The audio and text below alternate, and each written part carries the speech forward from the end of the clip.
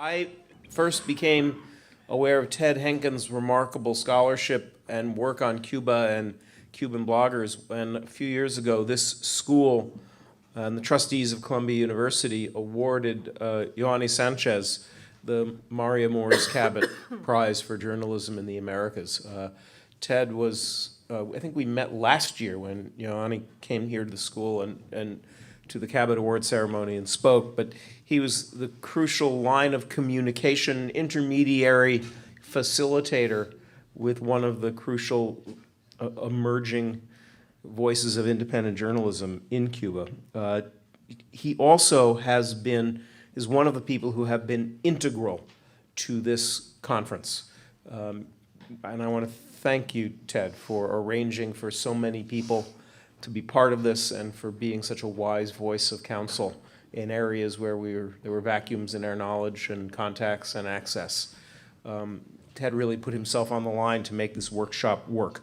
Ted Henkin is Associate Professor of Sociology and Anthropology and Black and Latino Studies at Baruch College at the City University of New York. He served as an expert for a variety of media, including the New York Times, the Washington Post, etc. He teaches on contemporary Cuban culture and society and specializes in social media and internet use in contemporary Cuba.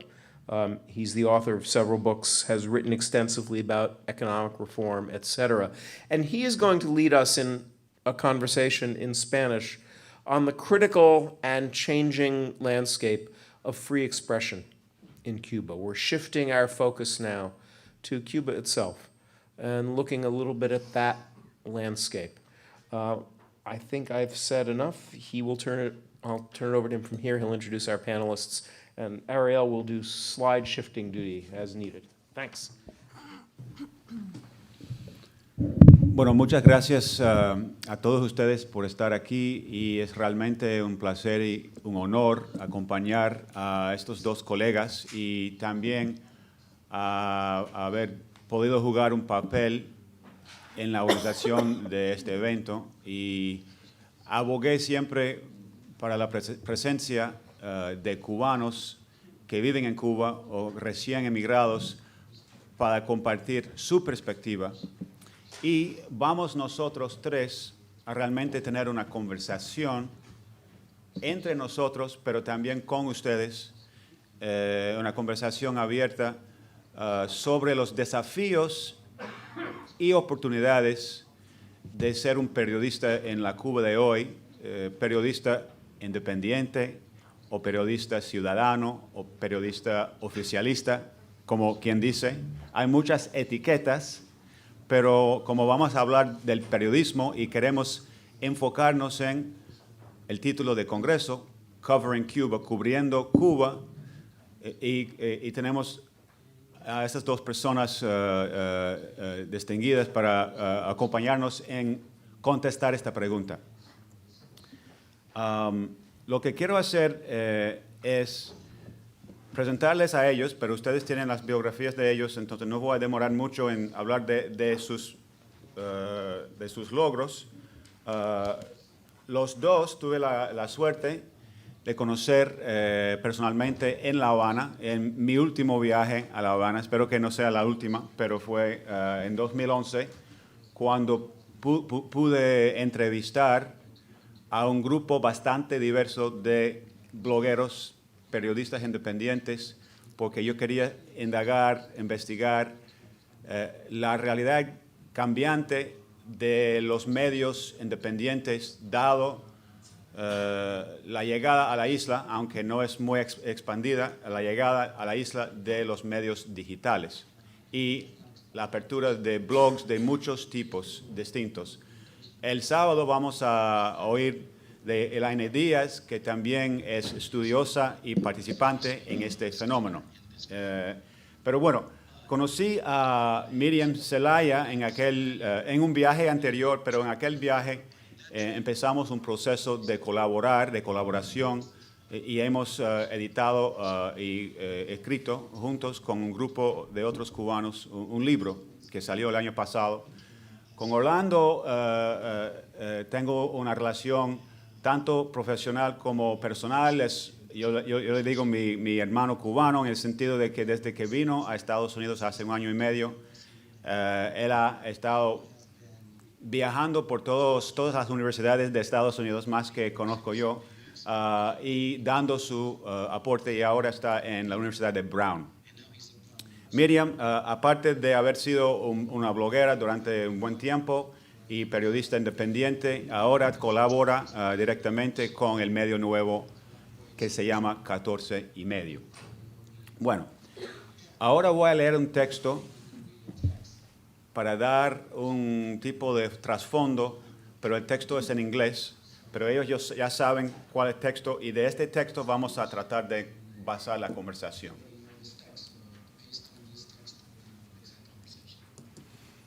Despite a state monopoly on the mass media and one of the Western Hemisphere's lowest internet penetration rates, in recent years, Cuba has seen a number of notable developments in the sphere of information and communication technology capabilities, access to uncensored news, and the availability of new digital data dissemination channels on the island. And so now I'm going to list 10 developments, both macro and micro, that have to do with these obstacles and opportunities. First, as I've already mentioned, there is a spread to Cuba of the worldwide blogging and microblogging or tweeting phenomenon among citizen journalists in Cuba. And this dates from about 2006. 2008 is kind of when it ramped up, and it has expanded further. And again, Elaine Diaz has written a lot and done a lot of research on that topic, which is one of the things she is researching while she is here at Harvard's Nieman School of Journalism. Number 2, a significant uptick in international travel and also in immigration from Cuba. We've seen articles about this recently from the AP and from the New York Times. But this has also impacted access to information, flash drives, and other things in Cuba. And this is related, of course, to the January 2013 elimination of the 50-year-old exit visa requirement, allowing much more freer travel on the Cuban side for people wanting to either immigrate or travel abroad. Number 3, there is the connection of a fiber optic internet cable to the island from its close ally, Venezuela. Together with that, a few months later, in the summer of 2013, was the opening of 118 cyber cafes, is the term we tend to use in the United States. They're called telepuntos through a system called Nauta. This was in June of 2013. The fourth thing listed here that I'm going to focus on is the appearance of a small but significant number of independent island-based news outlets. I've already mentioned 14 y medio. I've also, up here, I've written the names of a few others. Espacio Laical, which recently experienced an editorial shift, but the former editors of that have now started an organization called Cuba Posible. They just had their first event last week. We have Havana Times, La Joven Cuba, and there's also a publication that is mostly the authors, the journalists are Cubans who live in Cuba, but it's run out of Miami. Hugo Cancio, I think, is the founder. This is on Cuba. These are just some of the many different outlets that have sprung up and expanded over the last few years. There's also been, number 5, an emergence on the island of an underground but surprisingly standardized and monetized digital news and information distribution system called El Paquete. You could talk to any one of the Cubans who live in Cuba or people who've traveled there to know more about how the Paquete works, but it is a now very important phenomenon about access to these. And it's an alternative access from the state media, but it is growing, it seems to me, by leaps and bounds across the island. The next item that's kind of related to this, but kind of also separate, are the appearance of a number of unauthorized local area or mesh networks that use private person-to-person technology, Wi-Fi networks to communicate, share information, engage in interactive gaming. This is probably largely about entertainment, young people wanting to play games and share with each other, but it also obviously has multiple uses that could go beyond that. Then there was the case that came out in the spring of the Associated Press broke about the now discontinued USAID-sponsored program called Zunzuneo, that the AP described as designed to seek out government critics and encourage them to share their opinions with one another online. Another issue, I think this is number 8 on my list there, no, number 9 on my list, is the visit of executives from Google, including Eric Schmidt, to Cuba.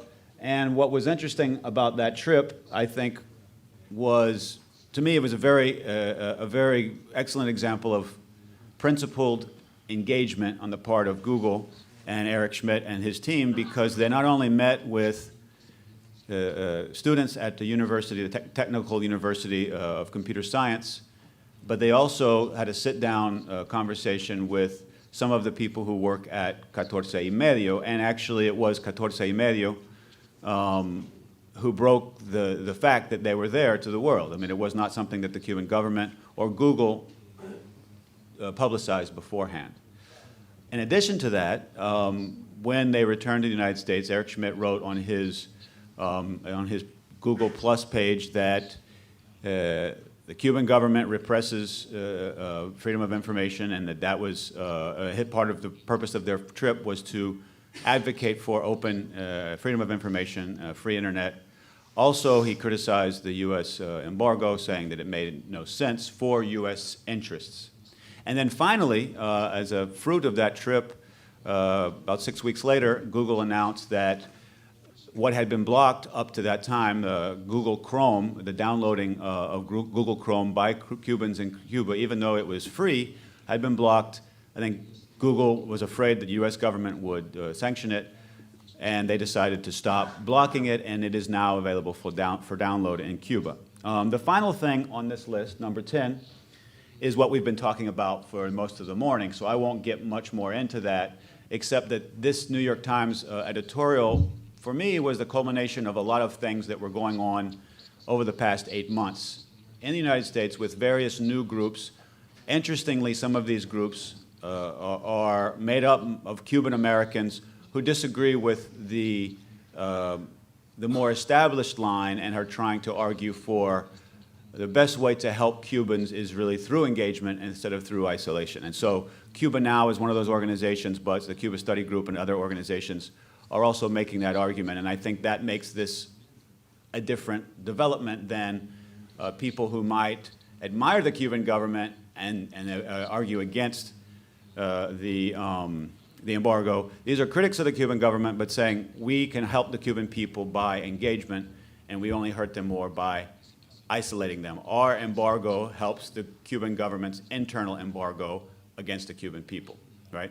And so those are kind of the overview ideas or developments that I have seen. I'm sure that some of you and our guests may have seen other things that they could add, or they could question some of what I've put out there. Despite all of the news that I've just shared with you, at the same time, it is difficult to determine what portion of the Cuban population is actually impacted by these developments, given that the island's own government estimates an extremely low 26.1 internet access rate. Freedom House has estimated the access at 15% in its most recent estimation. Moreover, government estimates of accessibility conflate the internet with the island's limited internal intranet, and often count sporadic citizen access to email in the same category as full access to the World Wide Web, making reported ICT statistics highly questionable. Moreover, while the 118 newly equipped telepuntos opened across the island on June 4th, 2013, is the development. This remains a state monopoly. This opportunity is monopolized by the state, and it's available at market rates only to those able to pay in hard currency, with a full access 1 hour and the Nauta interface to get online costing the equivalent of the average 1 week salary for a Cuban. So translate what you make in a week and imagine you paid 1 hour for internet access, and you'll see that even though it now is freer, it's still not accessible to the average Cuban who has to use their money for other vital needs. Thus, expanded opportunities for access to ICT in Cuba take place in a context of a connectivity that can be described as slow, expensive, and monitored, with certain select sites either filtered or blocked from island access outright. An example, of course, being 14 y Medio itself, which was blocked from its inception, except for like a weekend when someone maybe fell asleep and forgot to block it, but essentially it's blocked from browsers on the island.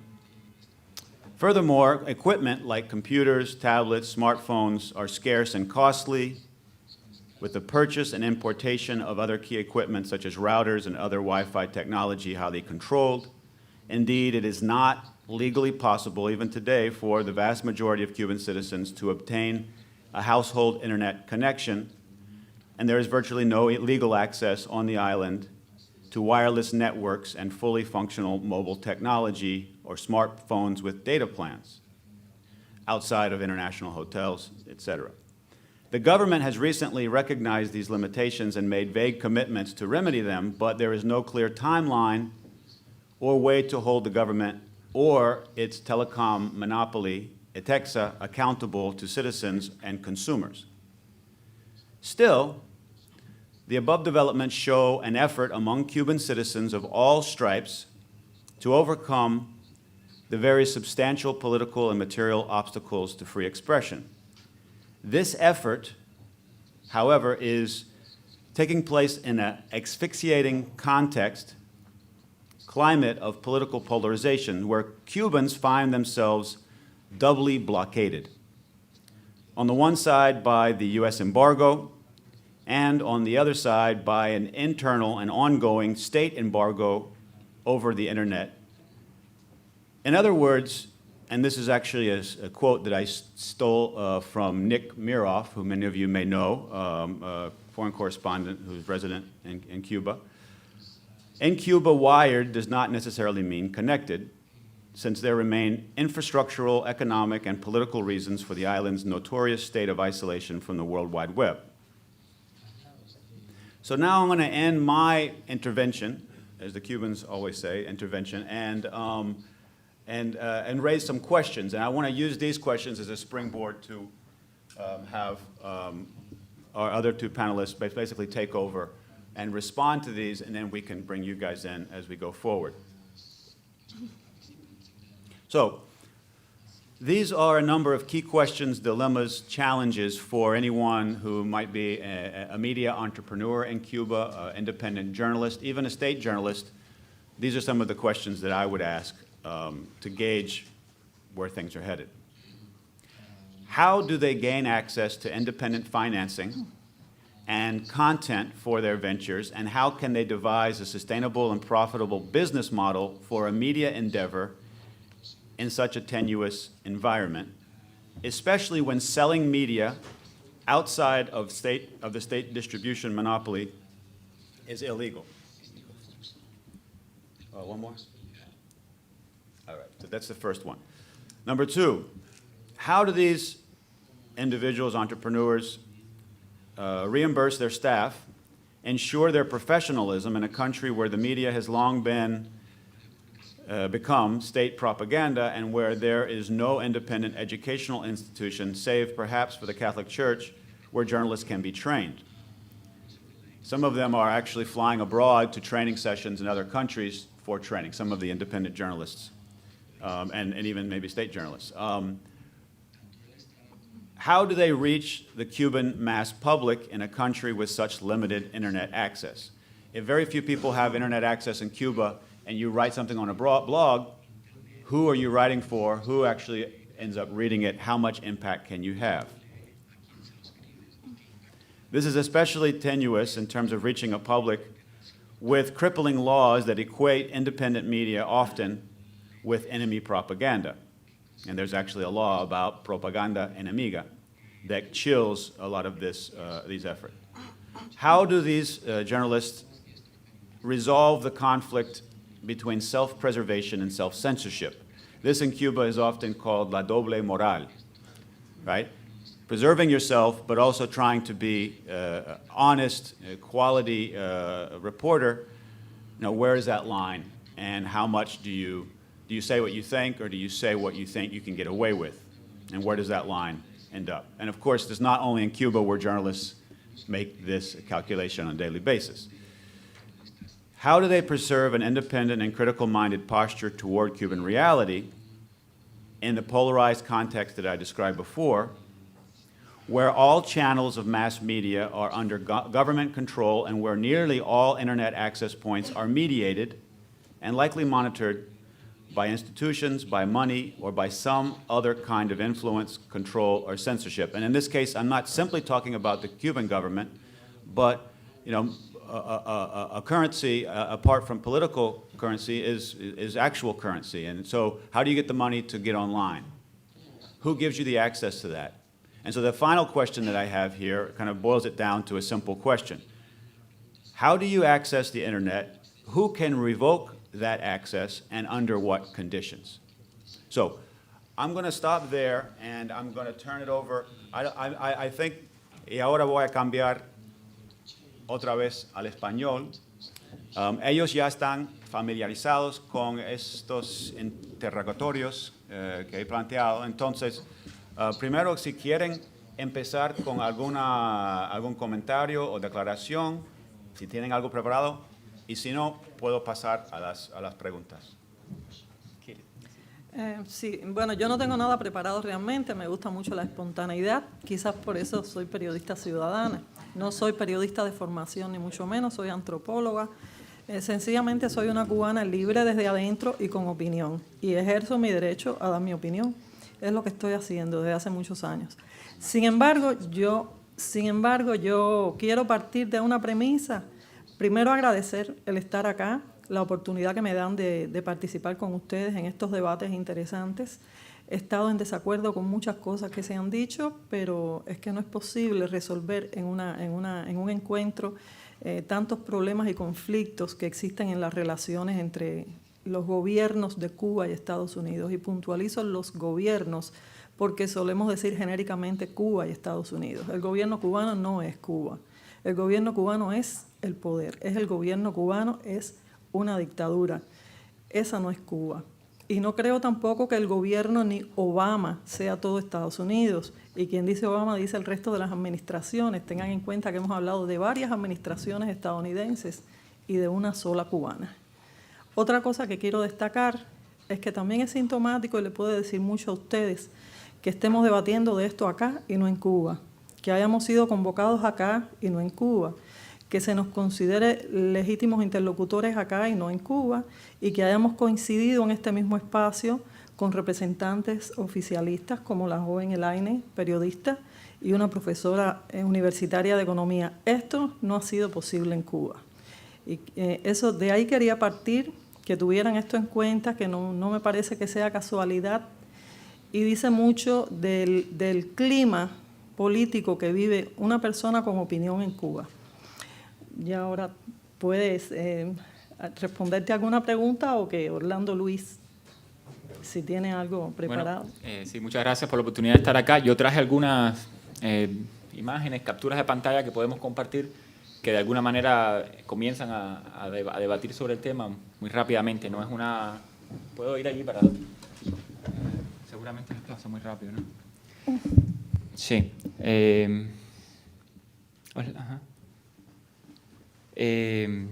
Lo primero es que todavía el periodismo independiente en Cuba, en las diferentes etapas que ha tenido, periodismo independiente, después debatiremos eso, porque independiente sería yo trancado en mi casa sin saber el contexto social sin participar de la vida geopolítica global en esta época de Internet, bueno, pues es evidente que esa independencia objetiva, teórica, es imposible, ¿no? Ese periodismo se conecta con el exilio cubano, con fuerzas políticas en diferentes continentes, incluido el gobierno de los Estados Unidos, y de alguna manera yo siento que el periodismo independiente, esa voz que incluye relaciones económicas y mercantiles que en Cuba están penalizadas, solo el Estado puede pagar, solo el Estado paga incluso a las compañías de turismo, a todas, pues ha sido como mover los paradigmas hacia una zona que le es muy incómoda al gobierno cubano y que el gobierno cubano resuelve mediante la estigmatización, el término mercenario, cibermercenario. Está bien, tal vez nos merecemos ser mercenarios, pero en algún momento también es bueno hablar de personas como la poeta Marilena Cruz Varela, un reportero como Calixto Ramón Martínez, que estuvo preso casi un año sin cargos legales, de manera violenta, por reportar una epidemia de cólera en Cuba, entre otras evidencias.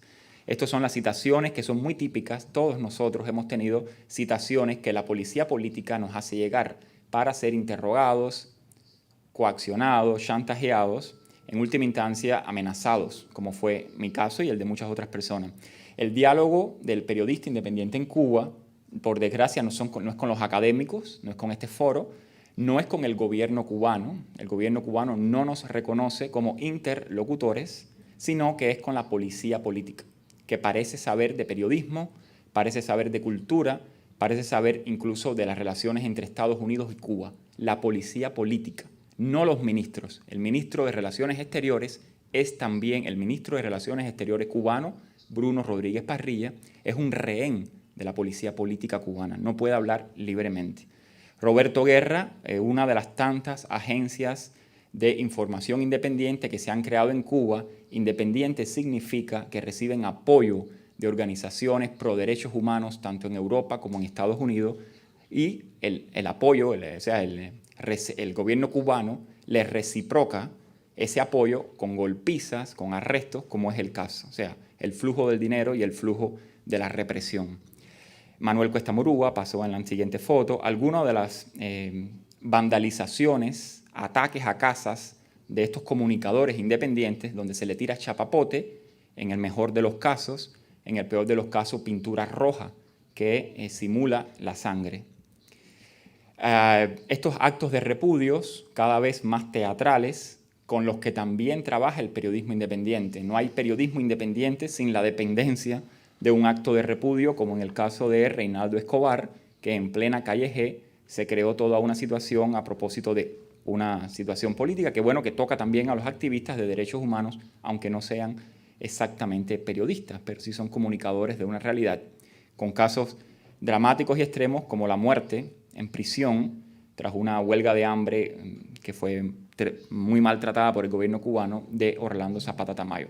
Y bueno, lo mismo con Antonio Rodiles, que es un comunicador, tiene un proyecto de debates públicos en Internet, en su casa, lo coloca en Internet y de vez en cuando ha recibido la represión física, el arresto, todo esto de manera ilegal, porque no existe documentación legal. O sea, es un poco para dar el contexto de con qué trabaja el periodismo independiente y que casi que son unos ángeles, porque en medio de todo este contexto no se han radicalizado, no están pidiendo que yo conozca el derrocamiento del gobierno cubano, no están pidiendo que yo conozca la agenda pública, una intervención militar o política del gobierno de Estados Unidos en Cuba, sino que están clamando por los derechos fundamentales que coincidentemente están legislados en la legislación norteamericana, ya que la ley Helms-Burton deja muy claro que las sanciones norteamericanas, y tiene que ver con el flujo de dinero a Cuba, las sanciones económicas y financieras de Estados Unidos a Cuba se desaparecen por sí mismas, se van a volatilizar solas. El embargo norteamericano desaparece en menos de lo que explicó el señor de noviembre a abril. El embargo norteamericano puede desaparecer del 1 de noviembre al 3 de noviembre, tan pronto se cumplan, cuando los cubanos lo decidan en la isla, algunas condiciones mínimas que están en la ley Helms-Burton. Libertades fundamentales, una democracia funcional, derechos políticos y civiles. Cuando eso pase, el Congreso norteamericano puede ser la extrema derecha que no importa. el embargo desaparece solo porque está en la ley norteamericana. O sea, también ese aspecto sería bueno considerarlo. Algunas de estas personas han salido muy mal de las cárceles, como este señor, Ziegler Amaya. Otras todavía están en las cárceles, como Sonia Garro. Estar en la cárcel no es tan malo. En todos los países hay personas en la cárcel. Pero Sonia Garro lleva 2 años y 7 meses encarcelada sin ir a juicio, sin cargos. Son los pequeños gitmos, los gitmos que tenemos dentro de Cuba. No solamente tenemos el gitmo norteamericano, sino también los gitmos del castrismo. Bueno, y nada, pasamos de Giovanni Sánchez a toda la segunda parte, Ted, que quería referirme, que es la campaña de estigmatización digital que reciben estos activistas. It's very funny, pueden reírse, a mí me da risa, yo me gustaría, it's really very funny, y estos blogueros reciben esta estigmatización de la solvencia económica. Incluso algunos blogueros que viven en Miami, como Varela, también la emprenden contra ellos. Algunos académicos importantes de Cuba, directores de revistas como Rafael Hernández, también se molestan porque personas que no son académicas, yo soy un bioquímico, no tengo una formación humanística, vengan a universidades importantes y puedan compartir su voz. Y entonces Rafael Hernández y otros académicos cubanos pues entonces nos atacan fuertemente porque no tenemos la capacidad intelectual de hablarle a este público. O sea, ahí también hay un elitismo intelectual que incluso en algunos casos es racismo intelectual. Bueno, nos movemos un poco rápido. Estos son otros ejemplos de la burla que ya forma parte de esta manera en que el Estado ha aprendido a lidiar con la disidencia. Yo te diría, Ted, que hay cientos de blogs, tal vez Elaine Díaz conozca los datos exactos, que se han creado o que han sido creados por los periodistas a sueldo del Estado cubano, úsese o no el término oficial o oficialista, o simplemente periodistas asalariados de diferentes medios del Estado cubano, que a estos periodistas se les ha dado facilidades para crear blogs en sus propias casas y cuentas de internet. O sea, existe toda una blogosfera. Existe toda una blogosfera que ya es mucho mayor que la blogosfera independiente, donde se publica mucha información, muchos videos, no solamente ataques, sino también vamos a decir, se apropia de este campo de los derechos humanos, de la sociedad civil. Todos esos términos ya el gobierno cubano sabe usarlos y sabe también decir que el gobierno tiene sociedad civil. La Federación de Mujeres Cubanas es una ONG y es sociedad civil. La UNIAC, Unión de Escritores, de la cual yo soy miembro todavía, aunque ya no me dejan publicar, también es sociedad civil. O sea, el gobierno ha aprendido que ante los Estados Unidos y ante Europa es importante decir que hay una sociedad civil en Cuba que no es disidente. La sociedad civil en Cuba es también revolucionaria. Es como una fuerza de narrativas. Y ahorita se habló de las múltiples narrativas. I will move into English for a couple of pictures and just to open the debate. It's well to know that we have in Cuba, as in many countries, of course, rules from the Ministry of Foreign Relations to be able to practice journalism in Cuba. Some of them will credit you as foreign correspondent and some of them as a national correspondent. So in principle, I could be a national correspondent in my country. I only need to apply to the Center for Press International, and I could be the photographer for AP, Associated Press. So that's possible, that's a possibility. Why it's not happening, that's another topic, but there it is, no? And it's also a way of understanding journalism as a very hegemonic and central, because it's very clear that this center can suspend temporarily or definitely this license to journalists. It has happened to many, many of them. Here is a list. Some of them are present here for different covering Cuba in different moments. So the Center for Press allows which zones of Cuban reality can be covered and cannot be covered. When you are covering a dissident meeting or demonstrations, you are not covering Cuba.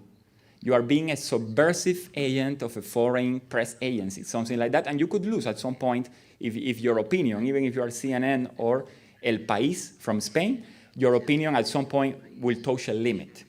At the end of this list, I have included the name of my friend Ted Henken, because he was harassed, not by legal terms, but by physical terms at some moment in Cuba because of interviewing different bloggers and independent journalists.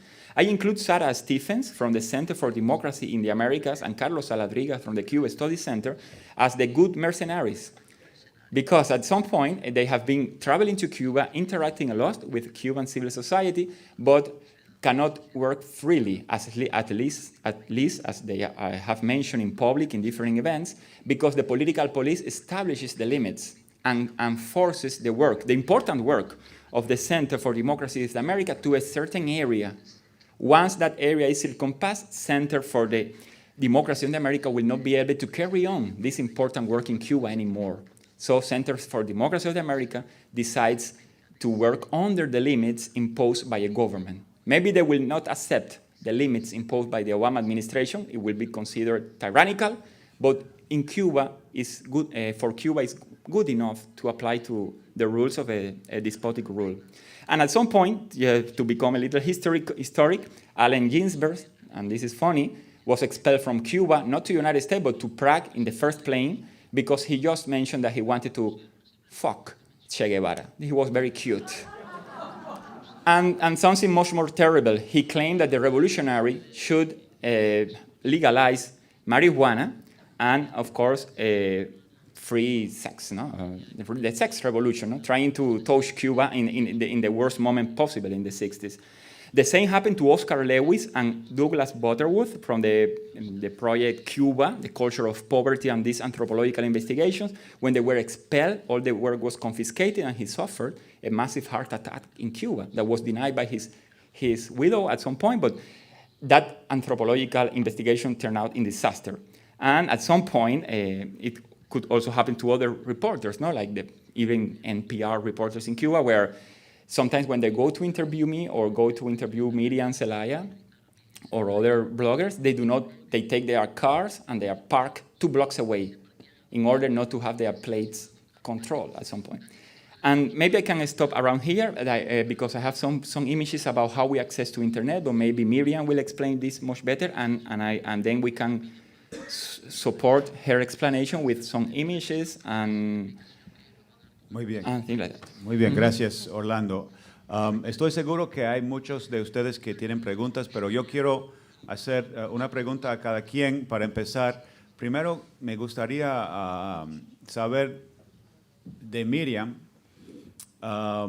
¿cuál es el trabajo día a día, el trabajo diario, cotidiano, de un periodista independiente, una bloguera, como ha sido durante 5 o 6 años? Y danos también, si puedes, una idea de cómo ha sido el nacimiento del 14 y medio desde tu perspectiva y experiencia. Bueno, voy a empezar por el día a día. El día a día es exactamente eso, salir en búsqueda de la información, palpar la vibra en la calle de lo que sucede, la opinión de la gente, el descontento o contento, analizar mucho. Nosotros somos seguidores de la prensa oficial, 100%, leemos todas y cada una de las cosas que se publican en la prensa oficial disciplinadamente, porque también hay que ver de qué va la cosa, cómo van las leyes, lo que se promueve, lo que se mueve. Hemos aprendido con eso a leer también entre líneas y en oblicuo, porque la prensa oficial cubana es bastante turbia, es bastante conspiradora. Por lo demás, tratar de seguir una ética bien definida, de apego a la verdad y a los testimonios. Tenemos que cuidar nuestras fuentes como es natural, aunque ya cada vez más ocurre que nuestras fuentes nos dicen cítame con nombre y apellido, porque es un poco como que la gente se ha ido despojando de ese miedo. Hay que entender que en Cuba existe también la ley Mordaza. Nosotros hacemos este trabajo, lo que le llamamos la ley Mordaza, que es la ley 88, que limita, que censura, porque cualquier planteamiento que hagamos en contra del gobierno o criticando la realidad cubana, ocurre esto, que entonces dice que somos mercenarios al servicio de una potencia extranjera. Yo soy agente de la CIA, aquí donde me ven, no sé, yo estoy por demandarlos porque nunca me han pagado, el gobierno, el Departamento de Estado tampoco me ha pagado, así que seriamente voy a tener que hacerle una demanda. Y así ha salido en la televisión cubana, en un programa muy conspicuo que hace tiempo no se proyecta, por suerte, y que se llama Las Razones de Cuba, o sea, que son las razones de los Castros realmente.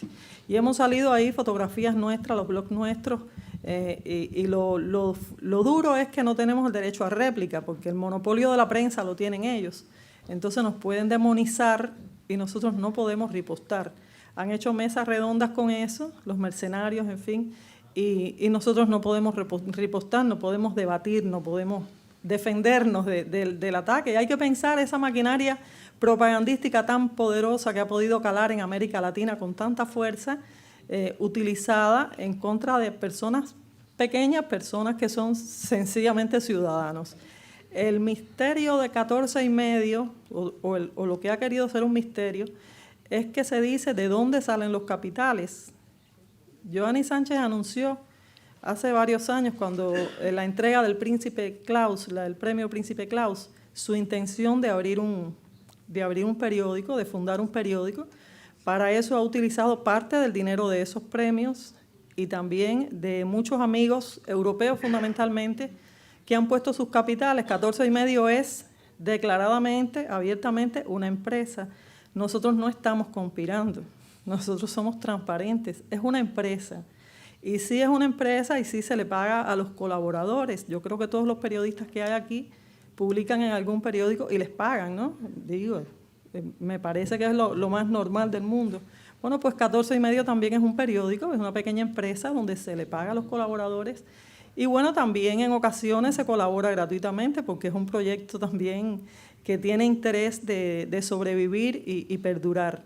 Un vehículo, un espacio donde se expresen libremente, quien quiera colaborar lo puede hacer.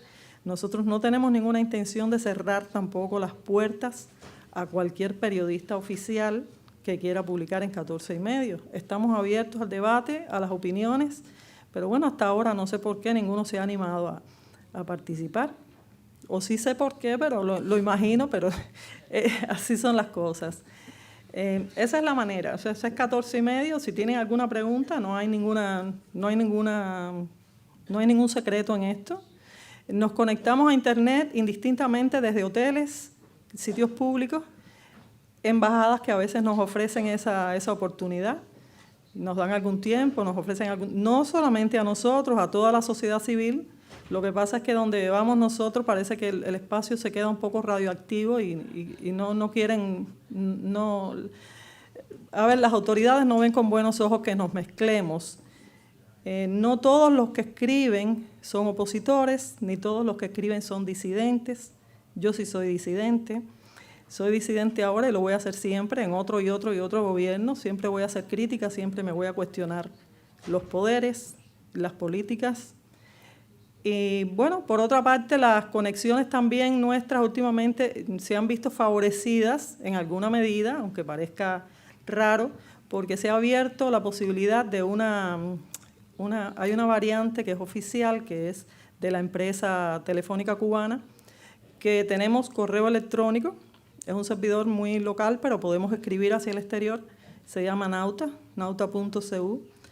Y yo tengo que decir que si bien hay algunas dificultades a veces, yo he logrado comunicarme con el extranjero y enviar trabajos incluso desde mi cuenta de Nauta.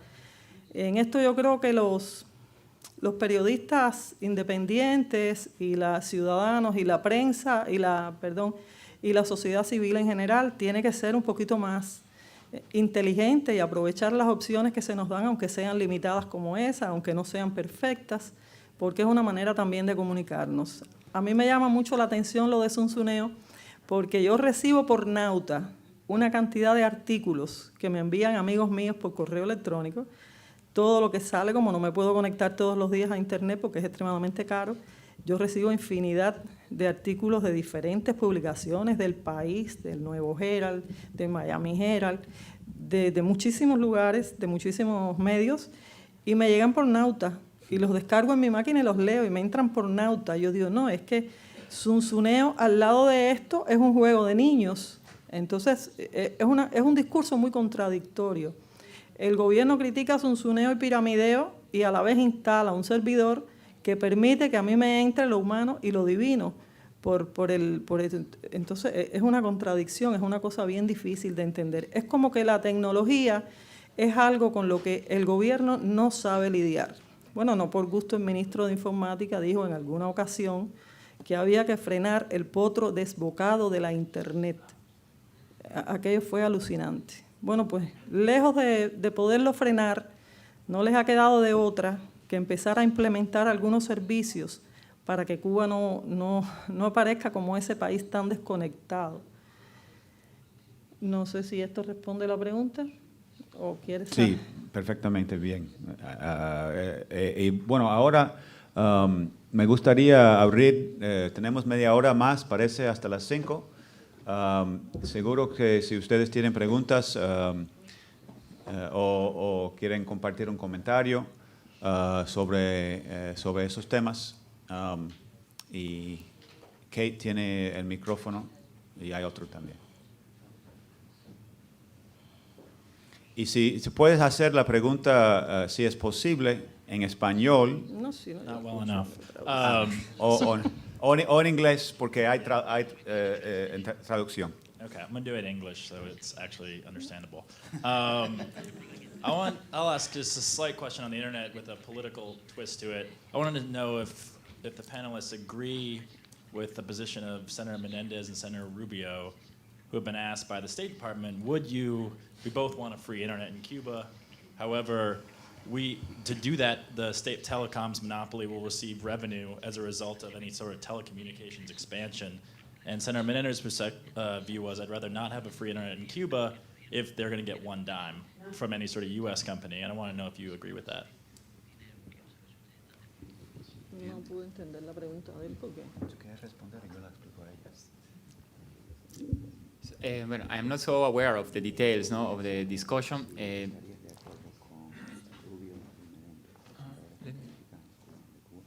Let me listen. Sí, let me listen to the explanation, please. Sí, si están de acuerdo con los senadores Rubio y Menéndez en que ellos no quieren apoyar libre internet en Cuba o conexiones de telecom en Cuba, porque aunque daría libre o más acceso a internet a los cubanos, daría un solo centavo al gobierno cubano y por eso están en contra. ¿Ustedes estarían de acuerdo o no con Menéndez en este caso? Absolutamente no estoy de acuerdo. ¿Por qué?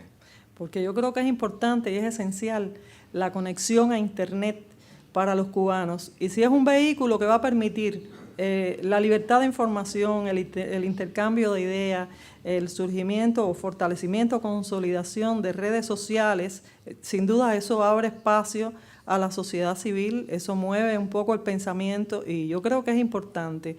En definitiva, nosotros utilizamos Nauta y Nauta es del gobierno cubano. Yo sí, el gobierno cubano, ojalá me permitiera poner un acceso a Internet en mi casa. Si se lo tengo que pagar, bueno, vamos a ver cuánto costaría. Si le ponen el mismo precio que le ponen a un automóvil de uso, seguramente no lo voy a poder usar. Pero sí yo creo que todo lo que signifique apertura, si así sea el gobierno cubano quien lo implemente, bueno, me parece que sería obtuso de parte nuestra negarnos a eso. See, the point will be, the only point that I will not say yes or no is, but why we have to think or to travel mentally so far away until Washington, D.C., State Department, American law, to something so simple as the Cuban government authorizing Cuban individuals to pay for licenses or to establish internet service. 4 years ago, we have a fiber optical cable installed from Venezuela to Cuba. It's fully functional now. Maybe it's being used for intelligentsia information or something, I don't know. But it's not giving service to the people. So while the White House debates about this complicated issue with many repercussions, etc., we could be having internet already by now because the government says in public that the wide breadth, se me olvidó la palabra, banda ancha. Broadband. The broadband will be, I don't know if it's broadband or not, but will be broadened by 3,000% or 3,000 times. So it's about time for the Cuban government to get some legislation to respect the Cuban citizen and accept the money of the Cuban citizen. So it's something very local and very national and very humiliating in a Latin American, Caribbean context where internet is completely available. No? The prices will be a second battle. And if United States, as the President Obama in his first administration already stated, wants to help in a way or another, wants to foster in a way or another the economical battle with the Office of Foreign Assets or not, it's a second debate that is not so important for us because the Cuban government is 1 block away from my home in La Plaza de la Revolución and is not listening and is not paying attention to our claims, no? And even to our money, because some of us has money and could be able to pay for that.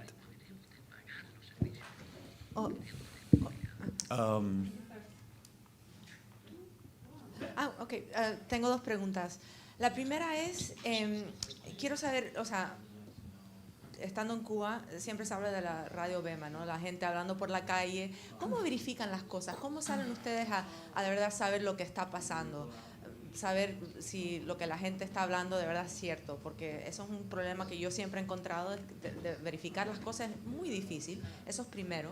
Y la segunda cosa, me interesa mucho saber, estamos obviamente aquí en este foro para hablar sobre el futuro de Cuba, si Cuba está de verdad cambiando. Y me interesaría mucho saber sus opiniones sobre eso. ¿De verdad se está abriendo un espacio para ustedes? ¿De verdad piensas que las cosas están cambiando en Cuba?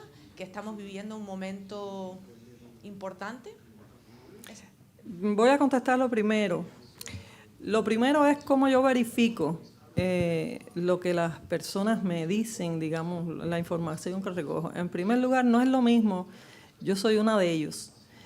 No es lo mismo un reportero extranjero, un periodista de cualquier país destacado ahí, colocado en La Habana, que una cubana común que vive entre ellos. Generalmente mis fuentes son personas de mi barrio, son cubanos como yo. Igual te subes a un ómnibus y las opiniones de la gente, la vibra de la gente la estás recogiendo donde quiera que vas, al comercio, a cualquier tienda, a cualquier bodega, en cualquier mercado agropecuario, en cualquier parte.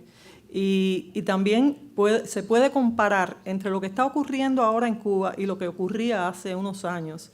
Toda mi vida yo viví en Cuba, yo nací en 1959, siempre he vivido en Cuba, conozco mi pueblo, conozco mi país, no soy una persona de élite y es muy fácil acceder al cubano. Los cubanos son extrovertidos, el cubano es comunicativo, generalmente, y no es lo mismo, ya repito, cuando habla con otro cubano que está igual que él haciendo una cola para conseguir un alimento, a que venga un reportero con un micrófono y con una situación. Yo muchas veces basta que diga una cosa y me dicen, voy a ir por tu casa, me siento, hablo contigo, te hago el cuento, te pongo mi caso, y eso ocurre. Ahora, en cuanto a los cambios en Cuba, yo sí creo que se están produciendo cambios en Cuba. Si así no fuera, yo no estaría aquí. Uno de los cambios más importantes creo que ha sido precisamente la reforma migratoria que ha permitido un mayor flujo, entrada y salida de cubanos.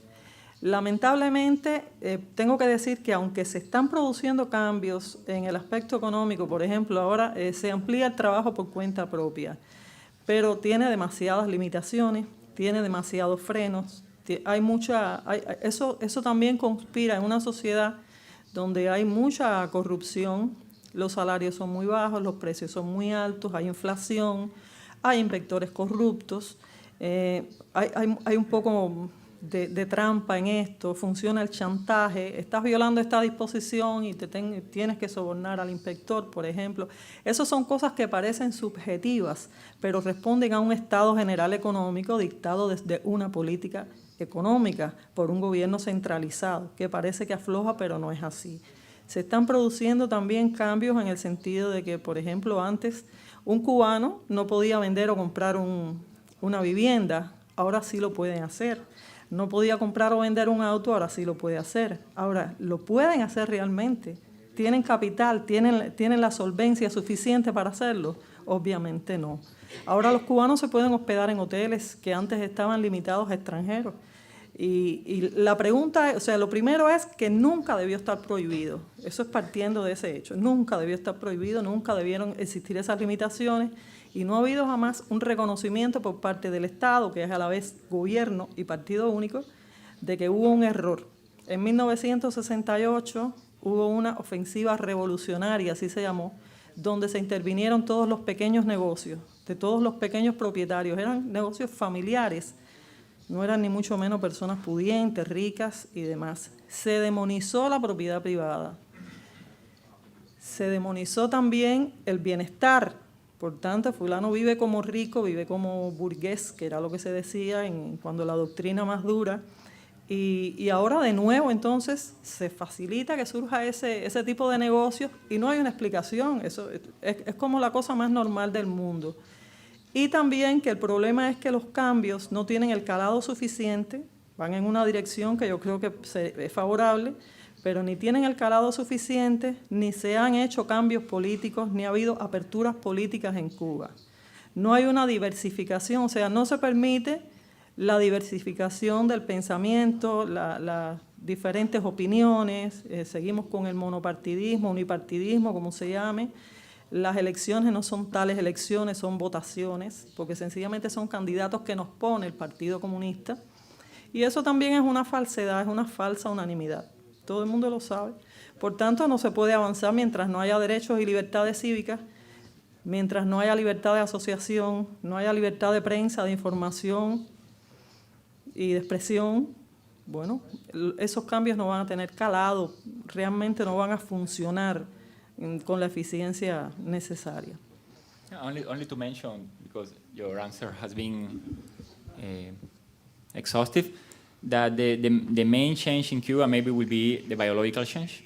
O sea, when the metabolism of Fidel Castro and Raúl Castro and the historic generation, which are not dozens of them, is maybe 10, 15%, disappears, then let's see how the Ministry of the Interior, the Ministry of the Armed Forces, which control the whole economy, which control the law, the legislation, the tribunals, the executive power, the Congress. We don't have Congress, like the National Assembly.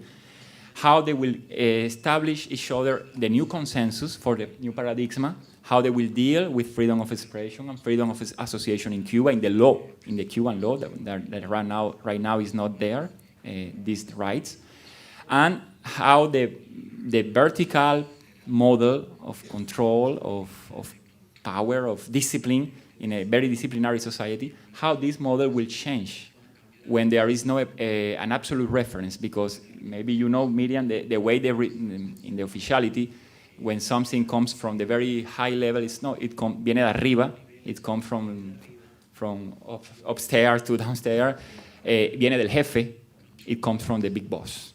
And that's like a reference to solve the inner conflicts even within the official level. So when that reference is not there, who are we going to apply? Because in a personalistic model, the rule of law means nothing. It's not so important the law in Cuba, whether it's more or less despotic. It's not so important if we are sovereign or dependent on Soviet Union in the Constitution, because the Constitution is that letter. So the important thing is that Fidel is there, and Fidel knows what's best for us and what's best for the relationship with the United States. And it has always been so, at least for the population that has under their 80, because person under their 80s in Cuba has never voted or considered other administration than the Castro administration. So it's becoming like a real dogma, and even psychological, no? The presence of, I think that the biological solution will be the major change in the minds and in the establishment in Cuba. Sí, el hecho de que en los últimos tiempos se haya estado incrementando de manera tan impresionante el éxodo de cubanos, me parece que es una opinión más que valiosa sobre el efecto de las reformas y la expectativa de los cubanos con relación a las reformas raulistas, como le llamamos. Muchas gracias. ¿Se oye? Muchas gracias al panel, muchas gracias Miriam, Orlando y Ted por organizar, ya nos tienes acostumbrados, este tipo de espacios. Yo tenía dos preguntas fundamentales. Una retoma la pregunta que hicieron anteriormente sobre el tema de la verificación de fuentes. O sea, nosotros sabemos que ahora mismo la prensa oficial cubana, prensa estatal cubana, está en una absoluta crisis de credibilidad. O sea, eso es algo que no se cuestiona absolutamente nadie. Y la prensa internacional, la prensa extranjera acreditada en La Habana, si bien está haciendo un buen trabajo, es poco consumida en la isla, en tanto nosotros no tenemos acceso, las personas que viven en Cuba, a este tipo de medios, a no ser por canales informales de distribución e información. Y está este grupo también de actores de la prensa independiente. En ese sentido, mi primera pregunta iba... Elaine, ¿puedes hablar un poco más despacio? Oh, sí, sorry. Mi primera pregunta iba, porque quería una reflexión, sobre todo tuya, Miriam, trabajando en 14 y medio, sobre la importancia de la credibilidad, la verificación de fuentes, en el caso de un medio que están haciendo estigmatizado por el gobierno, que están haciendo además con poco acceso a las fuentes de información, no solamente a la gente que está viviendo las historias, sino estoy pensando en ministerios, en fuentes gubernamentales, en fuentes que necesitamos para las historias de todos los días. O sea, cómo ser mucho más exhaustivo o cómo ser mucho más cuidadoso cuando estamos hablando de un proyecto que puede ser desacreditado constantemente desde todos los medios oficiales que tienen el poder de distribución en Cuba, aunque sea defendido por la prensa internacional. Y la segunda pregunta un poco iba para Orlando, porque habiendo estudiado la blogosfera cubana desde 2008, me parece que es uno de estos bloggers que intenta construir puentes, y tenía que ver con el uso de las etiquetas, labels. Cuando hablamos de la blogosfera cubana, me gusta verla como un espacio grande, sumamente heterogéneo, muy polarizado y conformado por personas que viven no solo en Cuba, sino dentro y fuera de la isla, porque no se puede ver ningún lugar en internet geográficamente anclado a un sitio, o sea, no tiene sentido. Algunas de las etiquetas que se utilizan para los blogueros cubanos, sea cual sea su ideología, son oficialista, mercenario, comunista en una forma peyorativa, disidente, contrarrevolucionario, vendepatria, gusano, etc. Entonces, me gustaría como actores de estas blogosferas, incluso yo también siendo parte de ella, que reflexionáramos un poco sobre el etiquetado como forma de ambas partes de deslegitimar al otro que está hablando en este escenario tan complejo. Gracias. Bueno, vamos a empezar con el tema de las fuentes y la contrastación o verificación de la información y de las fuentes.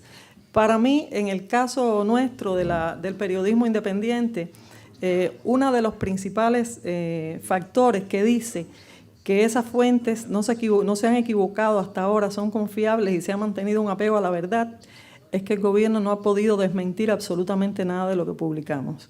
Todo lo contrario.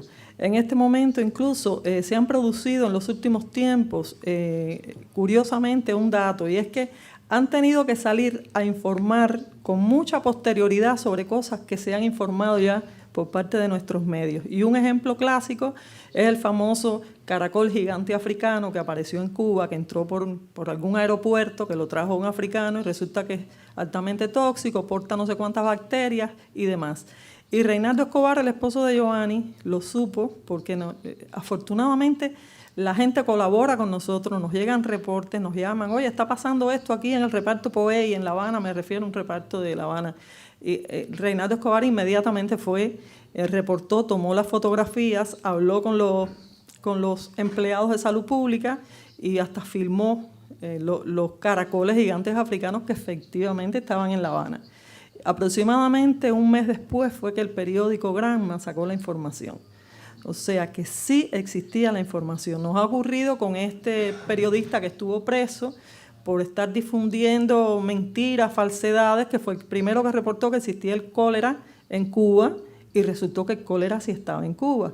Solo que la prensa oficial le da un nombre mucho más complicado. Creo que ponía que en Cuba había un brote de enfermedad infecciosa intestinal diarreica aguda. Una cosa extremadamente compleja, por eso, señores, había cólera en Cuba.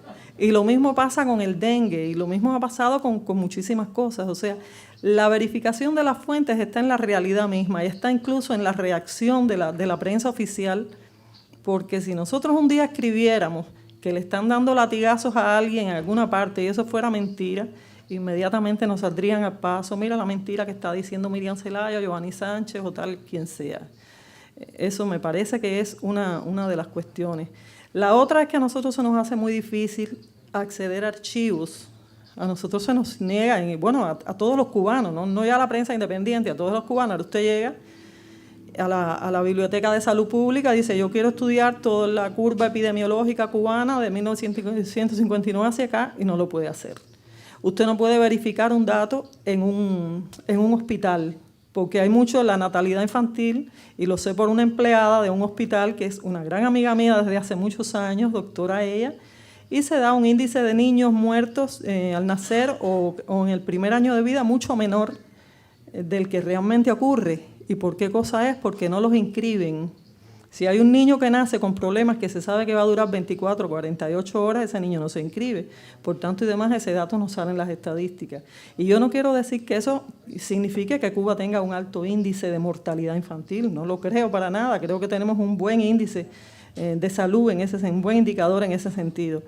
Pero de todas maneras se adulteran los datos. O sea, hay una y yo no tengo manera de comprobar eso sin decir, la doctora fulana de tal que trabaja en el archivo de tal hospital materno me dice, eso yo no lo puedo hacer, sería condenarla a ella, no sé, la votan, bueno, eso lo sabemos todos, ¿no?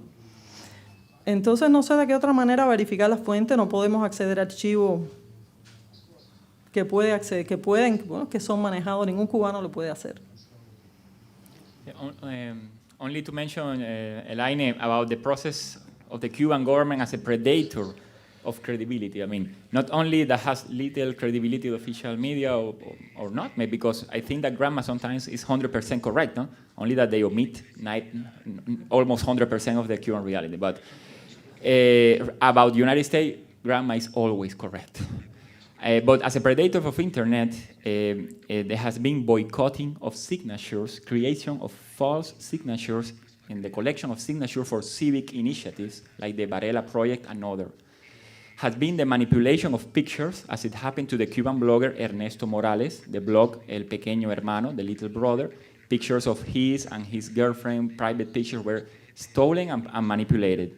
Manipulation of sources, like the agent of the state security, Carlos Manuel Maceira, that openly in the Cuban television made a phone call to Radio Martí in Miami and said, "Hey, Radio Martí, they are beating their dissidents here," and he laughed.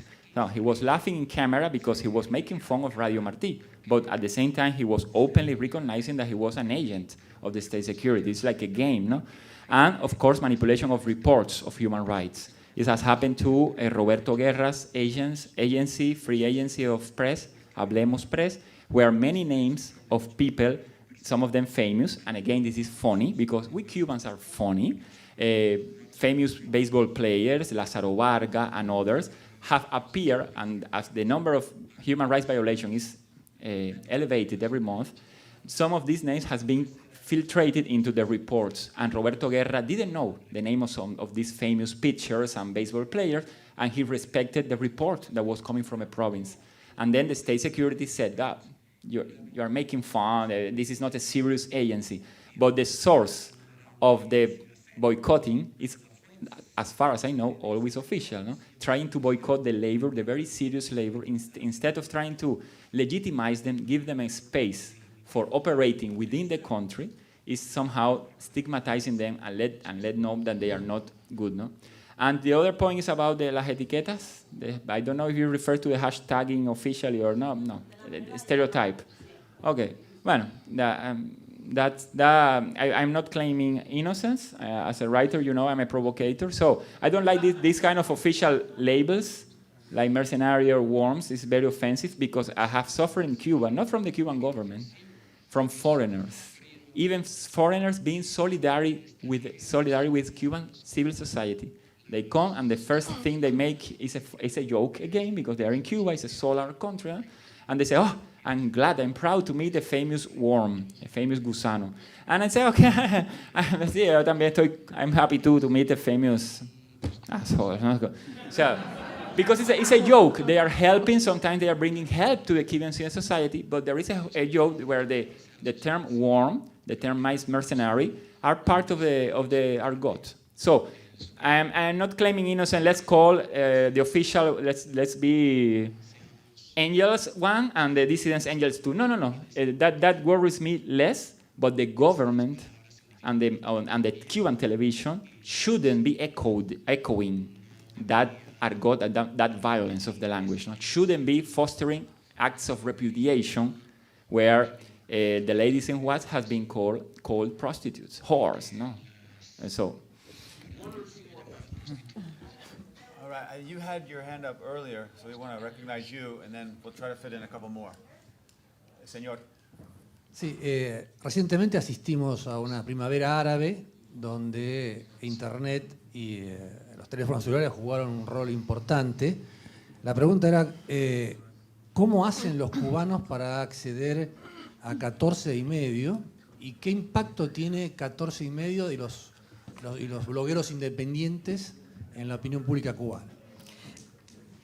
Es un impacto muy bajo, precisamente por la poca conectividad que hay.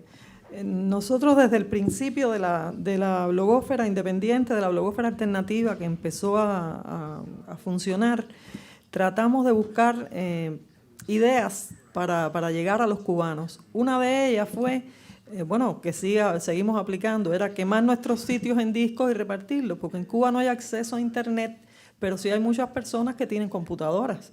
Entonces, les descargábamos los sitios nuestros, los quemábamos en discos y los enviábamos a las redes que tenemos de activistas, que son muchos activistas anónimos que tenemos en las comunidades y reparten esos discos. Discos que nos regalan a nosotros, amigos que nos apoyan. Y a veces nos llaman, que, oye, voy para Cuba, ¿qué les llevo?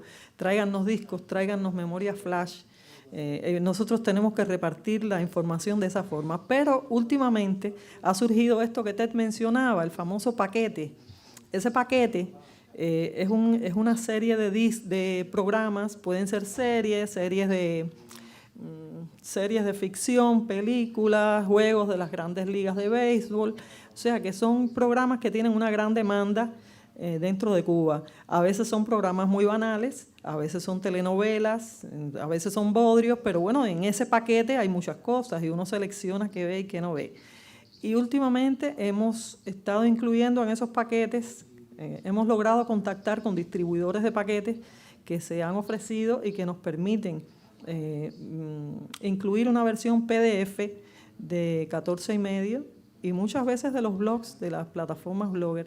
Y de esa manera la gente ha llegado a tener acceso, alguna gente. Tengo que decir también que en Cuba no hay, digamos, una cultura de buscar la información, pero cuando la gente empieza a verla, se empieza a interesar, porque 14 y medio procura tratar fundamentalmente problemas de Cuba, porque es un periódico concebido en primer lugar para los cubanos de dentro de Cuba. Bueno, todos los cubanos que sea posible, pero bueno, está concebida para ese público. Y bueno, esperamos que en la medida en que siga existiendo o se siga ampliando de alguna manera las posibilidades, la vamos a seguir aprovechando. La otra, al principio como entraban, cuando éramos más rudimentarios, nosotros decíamos en la era de piedra, de palo de nuestro trabajo, entraba por rebote. Los familiares de cubanos en el extranjero les mandaban por correo electrónico nuestros trabajos a sus familiares dentro de Cuba. Y nosotros decíamos, esto es un periodismo de rebote. Y bueno, por supuesto que eso es muy rudimentario, pero de alguna manera tratamos de llegar hasta donde se puede, ¿no? Sí. Ese es el interés nuestro de que haya Internet y que haya Internet libre. Ya buscaremos la manera nosotros de tocar a la puerta de los cubanos.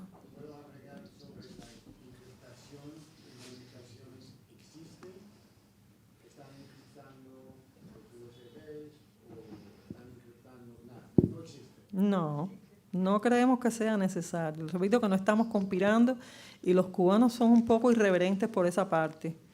Eso también llamaría la atención a las autoridades si la gente está encriptando, por ejemplo, correo electrónico o comunicaciones. En la investigación nuestra, que soy de la AP, los estudiantes cubanos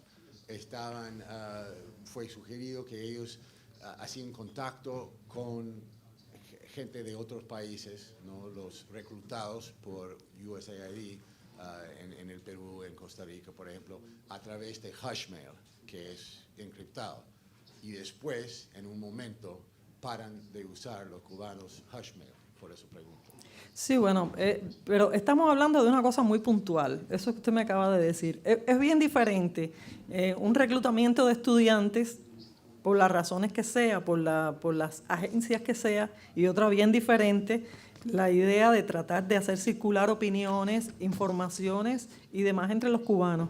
En 14 y medio y los blogs cubanos lo que hacemos es circular informaciones, nosotros no estamos reclutando, pero además como no nos sentimos conspiradores y lo que estamos es ejerciendo un derecho a la información, pues lo hacemos. Yo he recibido varios cursos sobre seguridad informática, encriptación y demás. A mí ahora mismo me pueden retener mi computadora en el aeropuerto al entrar, como lo hicieron recientemente con mi hijo, Víctor Ariel González, que también es periodista, trabaja para 14 y medio, y no pasa nada. Nosotros no tenemos ni contraseña, ni nos interesa, porque no nos estamos ocultando, no estamos conspirando, no estamos cometiendo ningún delito, estamos ejerciendo un derecho.